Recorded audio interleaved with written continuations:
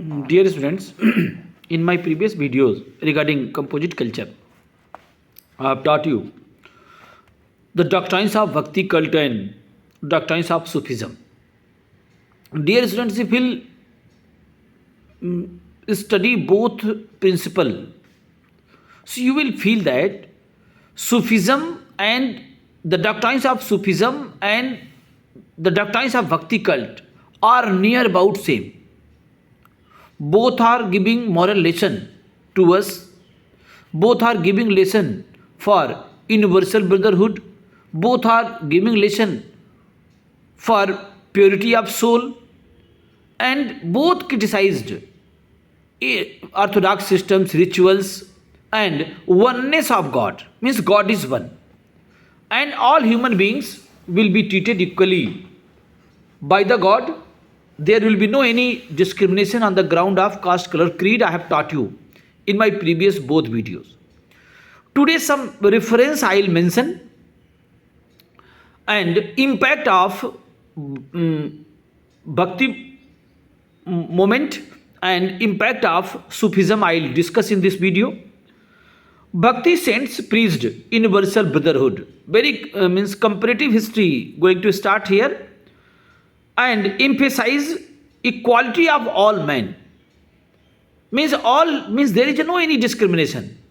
Means high bar, low bar, upper caste, lower caste, nothing was there. They wanted to create oneness in the society. They preached in the language of the people. Sufi saint and Bhakti saint both preached in local language, because local language will be understood by local people easily, and they will understand their teaching also, preaching also. Among important literary work of the period, I have taught you Ramcharitmanas by Tulsidas, Gurmukhi literature of the Sikh Guru, and Vaishnav literature in Bengal. Okay, these all teaching and preaching belongs to local language. And finally, what happened? Bhakti principles spread far and wide, and positivity came to existence in the society.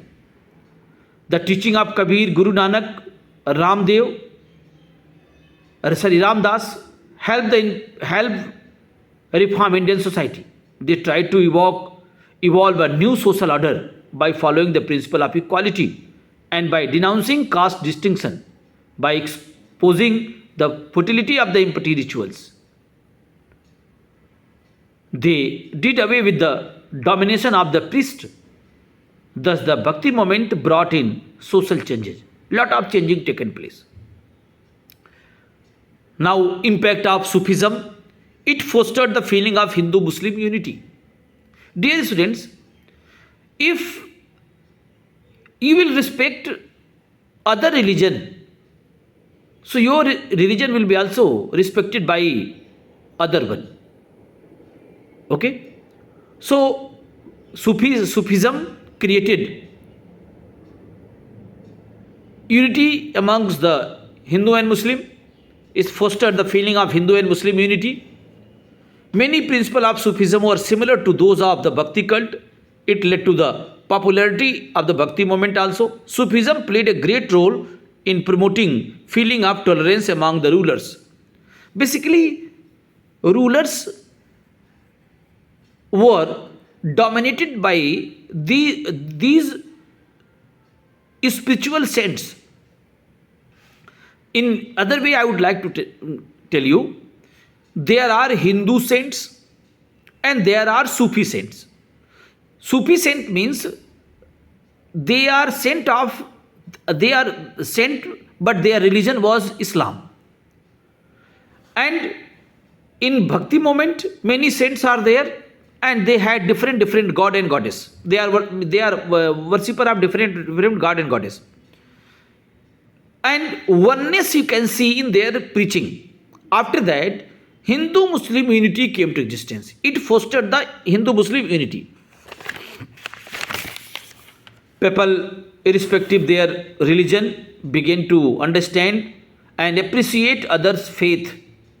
Sufism made its influence on the poets of the period like Amir Khusro and Malik Muhammad Jaisi, who composed poems in Persian and Hindi in praise of Sufi principles.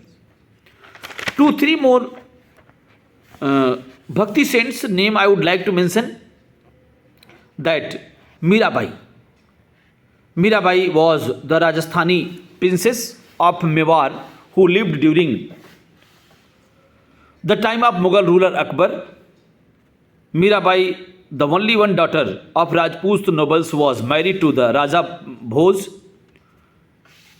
the heir apparent of the Rana Sangha of Mewar. She renounced the world and became devotee of Lord Krishna.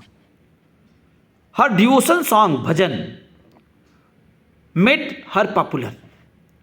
These songs are sung even today. She mixed with the ordinary people and showed them with her personal example how to surrender themselves to Lord Krishna. Her brilliant poetry is known as Padavali. In her poems, she portrays a deep personal association with Lord Krishna.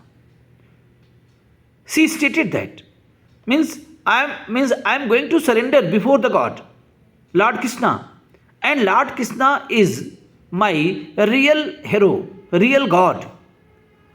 Sant Gyaneshwar or Janeshwar, name given, was 13th century saint, poet and philosophers of Maharashtra. He learned and mastered the philosophy and various techniques of the Kundali Yoga from the elder brothers. Nivrithnath, at the age of 15, he is said to have delivered 9,000 verses of his contemporary of Bhagavad Gita called Janeshwari, also called Bhagavat Deepika.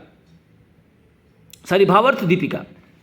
Janeshwar regarded Bhakti as the means to liberation. Means by surrender to God, we can get moksha.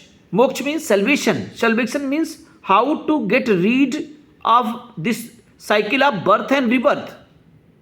Because when we will take birth, okay, then lot of pain. When we leave this body, then also lot of pain. And salvation means to get rid of the birth of the cycle of birth and rebirth. On the advice of his brother and guru Nivrithnath, to write a treatise on his spiritual experience, he wrote Amrit Anubhav. Janeshwar with his brothers and sisters did lot of pilgrimage, and during one of his visits met Namdev and two became friends. Under the influence of the Namdev, he joined Varkari movement, which is path combining Vedic doctrines with Jana, means knowledge, and Bhakti means devotion, and virtually became its leader. In main practice is about to remembering God at all times and living a simple virtuous life and helping others. Basically, Varkari movement based on human service and preaching regarding oneness of God and how to get salvation. This movement is very much famous. How to get salvation. His teachings involve great devotion in the common people, and his followers walk hundreds of the kilometers to the holy places of Pandapur to worship Lord Vitthal, a form of Hari. In his famous work known as